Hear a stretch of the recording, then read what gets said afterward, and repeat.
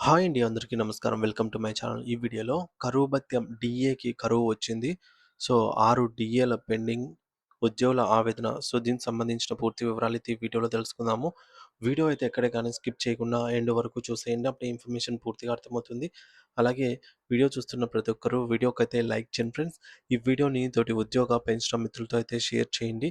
కొత్తగా మన ఛానల్ చూస్తున్న వారు ఇంకా ఎవరైనా సబ్స్క్రైబ్ చేసుకోకపోతే వెంటనే మన ఛానల్ అయితే సబ్స్క్రైబ్ చేసుకోండి. సబ్స్క్రైబ్ చేసుకోవడం వల్ల నేను చేసే ప్రతి ఒక్క వీడియో మీ వరకు రీచ్ అవుతుంది. ఇక ఆలస్యం చేయకుండా వివరాల్లోకైతే వెళ్ళిపోదాము.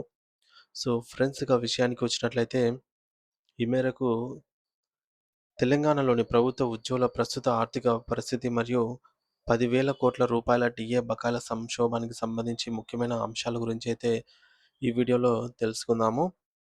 సో, ముఖ్యంగా జీతాల స్తంభన, ధరల పెరుగుదల. సో, ఈ విషయాన్ని చూసుకున్నట్లయితే గత 3 సంవత్సరాలుగా ఉద్యోగుల జీతాల్లో ఎటువంటి మార్పు అనేది లేదు. అదే సమయంలో నిత్యావసరాలు, పెట్రోలు, డీజిలు, స్కూలు ఫీజు ఆహ్, మరియు వైద్యం ఖర్చులకు సంబంధించి దాదాపు 15% పైగా అయితే పెరిగిపోయాయన్నమాట.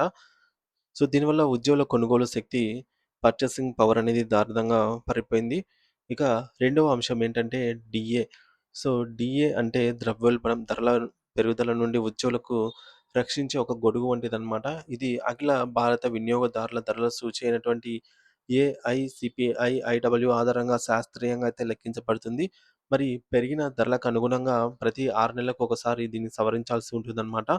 సో, ఈ యొక్క డీఏ అనేది పెరగకపోతే ఉద్యోగుల కొనుగోలు శక్తి అనేది పడిపోతుంది. ఇక మూడోది పేరుకుపోయిన భారీ బకాయిలు. ప్రస్తుతం తెలంగాణలో 6 విడతల డీఏలు పెండింగ్‌లో అయితే ఉన్నాయి. సో, సుమారు ఈ 6 విడతలకు సంబంధించి మొత్తం టోటల్ అమౌంట్ వచ్చేసి 15% అయితే ఉంది.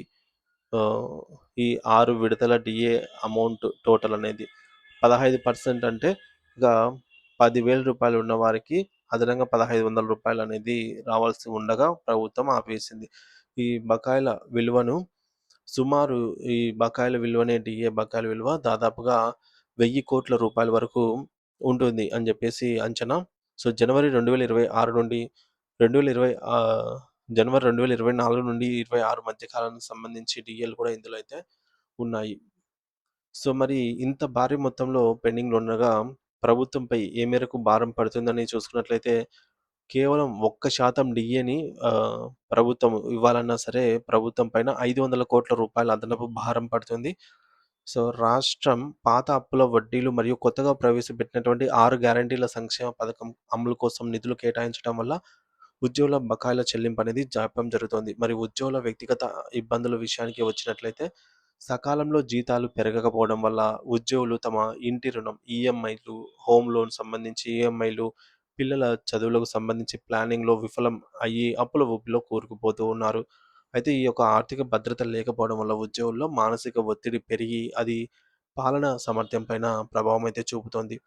అయితే రాష్ట్ర ఆర్థిక వ్యవస్థపై ఎటువంటి ప్రభావం చూపుతుంది అని చూసుకున్నట్లయితే, ఈ 10,000,00,00,000 ఉద్యోగుల చేతికి వస్తేనే వారు మార్కెట్‌లో ఖర్చు చేస్తారు. దీనివల్ల మళ్ళీ పుంజుకుంటుందన్నమాట ఆర్థిక వ్యవస్థ అనేది. రిటైల్ ఆహ్, వ్యాపారదారులైతేనేమి, అలాగే రియల్ ఎస్టేట్ వంటి రంగాలైతేనేమి, రవాణా ఖర్చులు వంటివి ఇవన్నీ కూడా వారికి రావాల్సిన బకాయిలు వాళ్ళు వచ్చాయంటే వారు మళ్ళీ తిరిగి ఈ విధంగా ఆర్థిక రంగాలు పుంజుకునే దానికైతే వీలు ఉంటుంది. మరి ఈ నిధులు విడుదల కాకపోవడం వల్ల కేవలం ఉద్యోగులే కాకుండా స్థానిక వ్యాపారాలు మరియు రాష్ట్ర ఆర్థిక చక్రం కూడా కుంటుపడుతోంది. సో, ప్రభుత్వ ఉద్యోగం అంటే ఉండే ఆర్థిక భద్రత ఉండేది అనే నమ్మకం ప్రస్తుతం సన్నగిల్లుతోంది. సో, ఒకప్పుడు గవర్నమెంట్ జాబ్ అంటే సేఫ్ అండ్ సెక్యూర్‌గా ఉండేది.